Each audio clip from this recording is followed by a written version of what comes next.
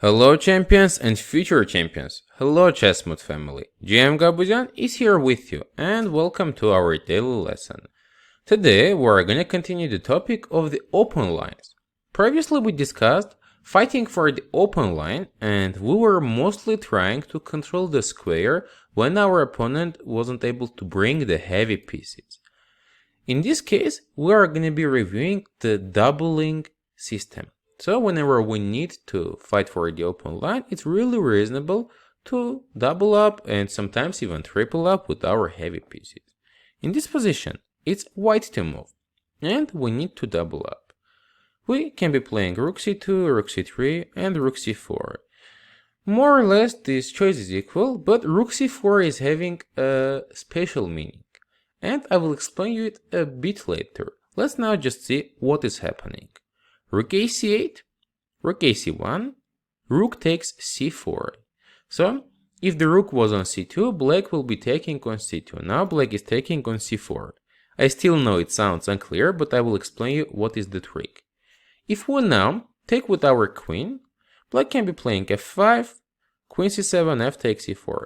It's good that we intruded one of our heavy pieces on the 7th rank, but when queen is in front of the queen, it's not a huge pressure, and black doesn't have to run with the queen or something like that, so can be trying to feel comfortable.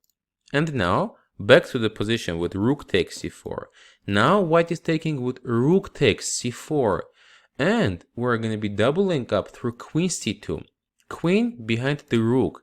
This is the purpose of playing rook c4 at the beginning and now taking with the rook c4. The thing is that after f5, queen c2 and f takes e4. Now we're playing rook c7. It's already attacking the queen, forcing it to move somewhere, let's say to f6. And after queen e4, we're having a very strong heavy piece on the 7th rank, attacking the pawns, making some pressure on opponent's king's position, and probably soon black will be losing some pawns on the queen side. So first of all, white was trying to double up with the rooks and later on brought queen behind the rook in this example. Usually it's a very good idea having queen behind the rook if you are trying to fight for some 7th rank or something like this. Let's go ahead and see our next position. Now it's white to move again and we need to fight for this open line.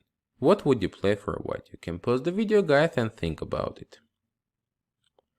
If you try to go rook b7, intruding your rook to the 7th rank, it's not working, since black is having rook eb8, and you don't have your second rook able to support this one, so they are too far from each other, and even you are going to be losing control of the open line. For this reason, instead of going rook to b7, white is activating the passive piece, the rook on h1, just playing rook h2, rook ab8, and rook hb2. So now the open line is fully gonna be under our control. After takes and takes, this rook is gonna go to b7, or if something like rook 8, then this rook will go to b8 square, making a pressure on opponent's position, guys. Very important to see all available options, how to bring our heavy pieces into the game. Let's go to the next position.